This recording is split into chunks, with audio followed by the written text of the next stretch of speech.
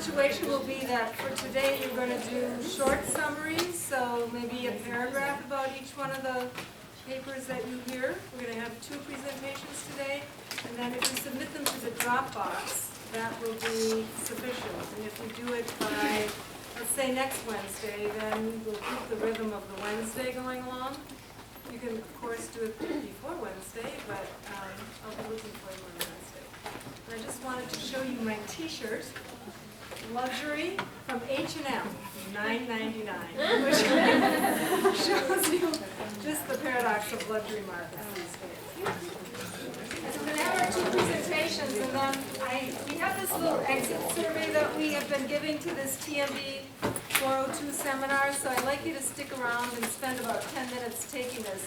A lot of it is information about you, if you have a second major, if you have a minor, if you transferred here from somewhere else, if you transferred within the university, if you think that you have improved your writing while you're at URI, if you did teamwork and so on.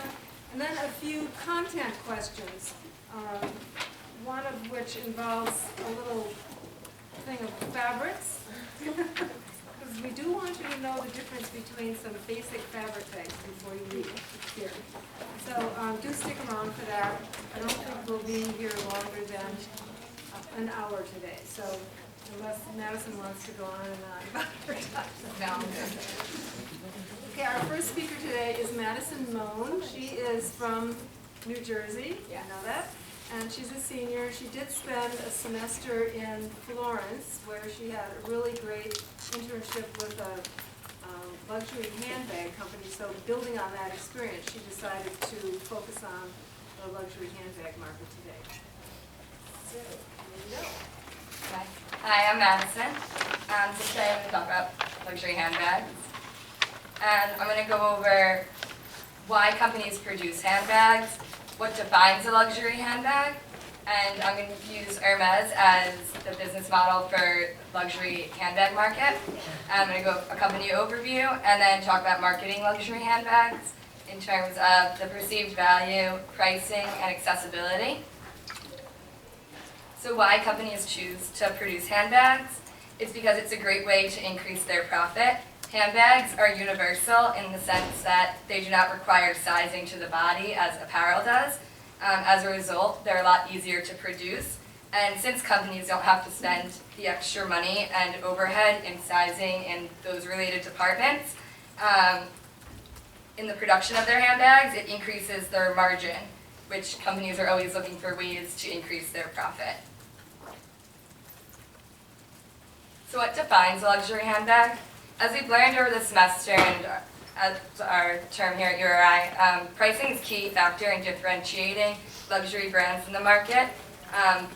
Branding, including the logo, the heritage, and lifestyle of a company also categorizes it as luxury.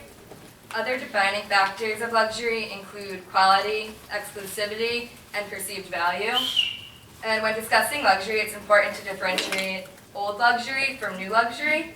And new luxury products can be defined as products that are produced in higher volumes despite their high prices. So they're more readily available to the masses. And in terms of handbags, this would be like Coach and handbags that are still higher priced than those at Target, but more available to the public.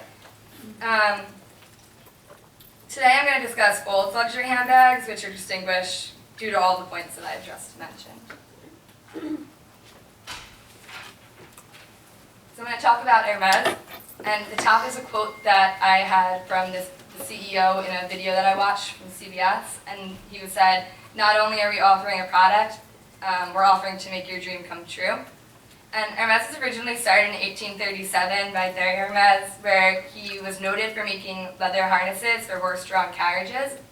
In 1879, his son Emile Charles opened the flagship store in Paris and began producing saddles and other equestrian accessories.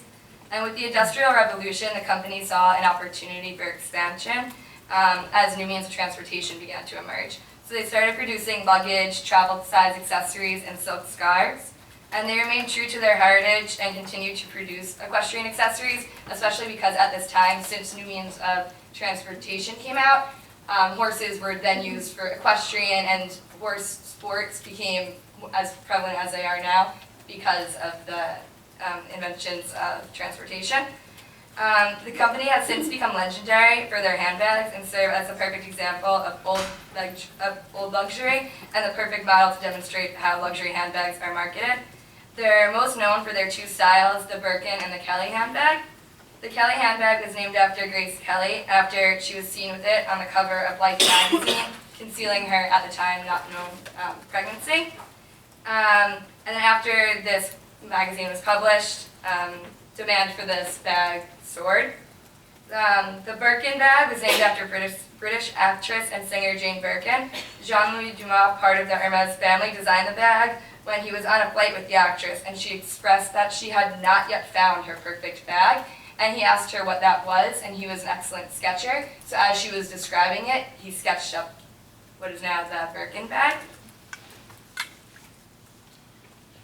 So I'm going to talk about perceived value in luxury handbags. I'm going to show a clip from Sex and the City.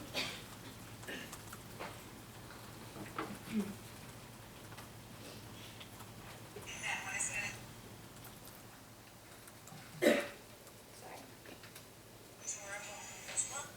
Is there no sound?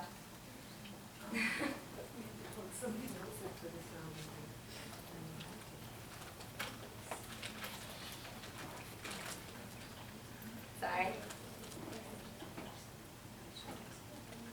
That one, isn't it adorable? Which one? The red one in the middle. I love it. The Birkin bag? Really?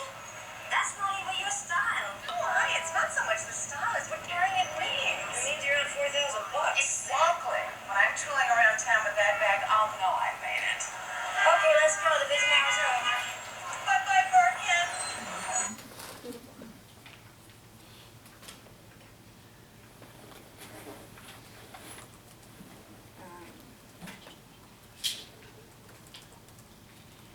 So as seen in the scene from Sex and the City, you can see how the Birkin bag singles membership within an elite class. As like Samantha said, when I'm flaunting it, you'll know that I've made it. And then it also, you can see how it represents the Veblen effect because Carrie explains like how expensive it is. You're only at $4,000. And in these photos, you can see the Kelly bag and the Birkin bag. And to the left is Grace Kelly holding the Kelly bag, and to the right is the actress and singer, and the Kelly bag and the Birkin bag. And so the Veblen effect is perceived value in a product due to its pricing. The bandwagon effect is perceived value in the product as it singles membership to a group. And the snob effect is perceived value in a product due to its exclusivity, all of which are represented by Hermes in the Birkin and the Kelly bags. So the pricing of handbags indicates quality and luxury status, which increases demand. And pricing within the handbag market is unique, since the higher the price, the greater the demand, whereas normal markets experience diminishing demand with an increase in pricing. In the world of luxury handbags, brand and pricing is also interesting because it's been seen in studies that monogrammed bags that clearly display the brand logo are priced lower, than similar, if not the same exact bag of a company. So a company will produce the same bag, and the one with the monogrammed logo is lower priced, which goes to show that those are kind of more geared for those people who want to purchase it to show that they have the status, that show that I have a Louis Vuitton bag with the logo and such. And then you can see here, to the left is Hermes, and it's a canvas bag, and it's priced at like $580, and then a canvas bag on the right from Target, that's $39.99. It's a different price point between luxury and regular. And then accessibility, I have a video of the Sex and the City.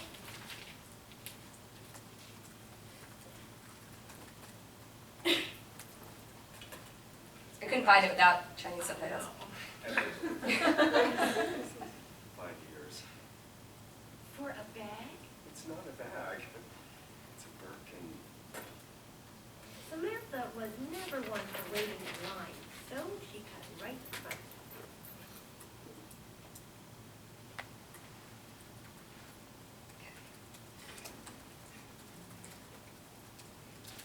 So the Birkin bag used to have a wait list, as you can see in the video. I just showed, but that's no longer the case. The bag is, though, limited in supply as the materials used to create it are rare and also limited, which I'll touch more upon when I talk about quality. The exclusivity of the bag makes it a luxury item, as seen in the screenshot from the Hermes website. It says, our online stores offer a range of items, but the Kelly and Birkin bags are sold exclusively in Hermes stores. So the Birkin and Kelly bag are only available in stores, and due to legalities, Hermes store employees must sell anything that is on the floor.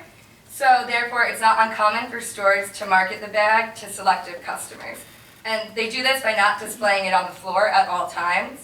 By doing so, the company is able to essentially choose who they sell the bag to, and it's often loyal customers who have built a reputation with the store. And in order to build a reputation with the store, you must first start off just by purchasing smaller accessories and work your way up by making larger purchases. And once you've built a reputation, they would consider merchandising the Kelly or the Birkin bag to you.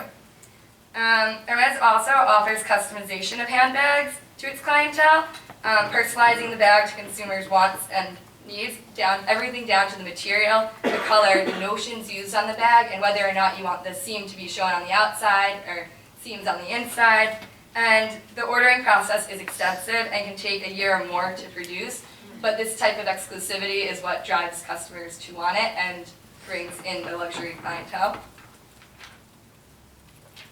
And one more video. So this video is on the quality of the Hermes handbags, and which makes it luxury.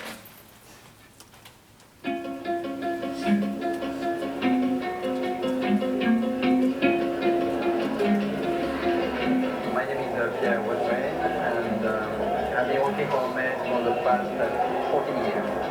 11 years in the US and 3-4 years in France. So you can see here is all of the attention to detail when it comes to making the bag, which I personally experienced, as Dr. Walters had mentioned, in my internship in Italy. I worked for a luxury leather goods manufacturer, and we attended the international trade show in Bologna for leather.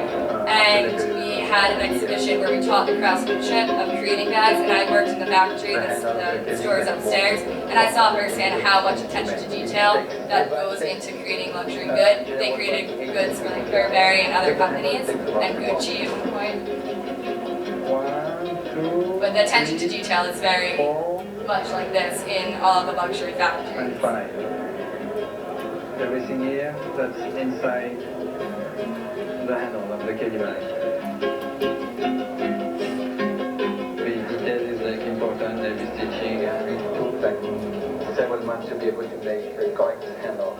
Yeah. You can see here, because of how much detail is put into every aspect of the bag, put inside of the handles, the stitching, any notions, that it takes anywhere from 18 plus hours to create a bag.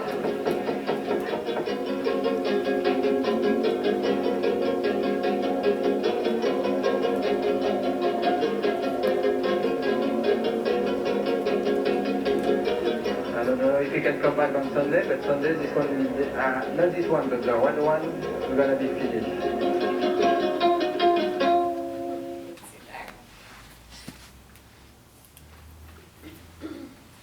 So pricing indicates quality, but if the product is not quality, then consumers aren't going to come back and purchase more. So the quality also adds reasoning for higher prices. For Hermes, construction of the bag can take 18 or plus hours with fine attention to detail and craftsmanship. The materials used also contribute to their exclusivity, quality, and pricing. And they create its bags using limited materials such as ostrich skin, cowhides, various reptiles, and specialty skins. And some of their bags, including the Birkin, their notions can be made with diamonds. They have diamonds on the bag, which also goes to show the quality of the bag and how high they, in the market they are. So then here you can just see other pictures of them creating the bags. And with that, you can see how Hermes serves as a perfect model of what defines a luxury handbag and how companies can achieve a luxury status within this market by following the way they're structured. including pricing, branding, quality, exclusivity, perceived value. That's it.